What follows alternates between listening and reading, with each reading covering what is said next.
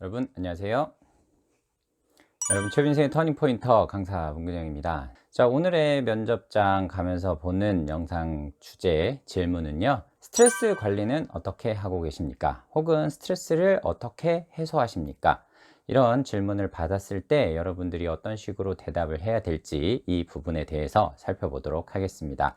자, 먼저 이 질문의 의도를 한번 살펴보도록 하겠습니다. 최근에는 워라밸이라는 것이 굉장히 중요해지고, 이 직원들이 자신들의 최대의 퍼포먼스를 낼 수 있게끔 하기 위해서는 평상시에 퇴근하고 나서라든지 아니면 주말에 얼만큼 자기가 재충전을 해서 오는지, 이 부분도 굉장히 중요하게 개인의 성과랑 이런 부분하고 연관되는 부분이기 때문에 스트레스 관리에 대해서 많이 물어보고 있습니다.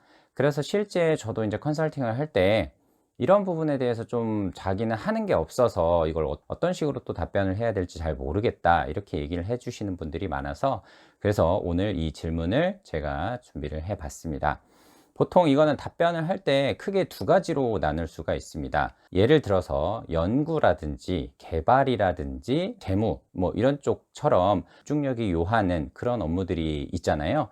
이제 그런 쪽 부분이 한 파트고, 또 다른 쪽 파트는 영업이라든지 아니면은 홍보, 이제 외부 사람들을 좀 많이 만나고 적극적으로 이렇게 소통해야 되는 좀 액티브한 그런 분들을 위한 쪽, 이런 쪽 두 개의 이렇게 파트로 나눠줄 수가 있는데, 처음과 두 번째 이 경우라고 하면 답변하는 방식이 조금은 달라질 수가 있습니다.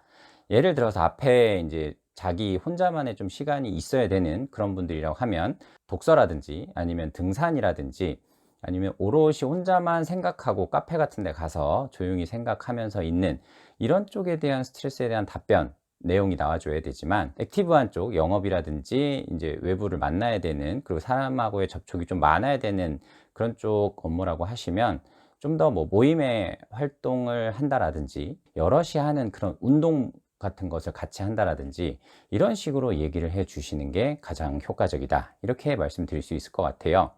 그래서 여러분들이 지원하고자 하는 그런 직무가 어떤 성격의 사람들을 좀 더 선호하는지, 그리고 어떤 쪽 직무에 내가 가장 적합하게 잘 맞는지, 그리고 내 개인적인 성향이 어떤 쪽에 좀 잘 맞는지, 이런 부분을 좀 고려를 하신 다음에 답변을 해 주시면 좋을 것 같아요. 자, 예를 들어서 저는 한 가지에 좀 집중을 해야 되는 뭐 재무나 아니면 뭐 개발 이런 쪽에 대해서 한번 지원을 한다라고 가정을 하고 답변을 해 보도록 하겠습니다. 근데 저는 평상시에 제가 스트레스 관리하는 방법은 1000피스짜리 퍼즐을 맞추는 것을 좀 좋아합니다.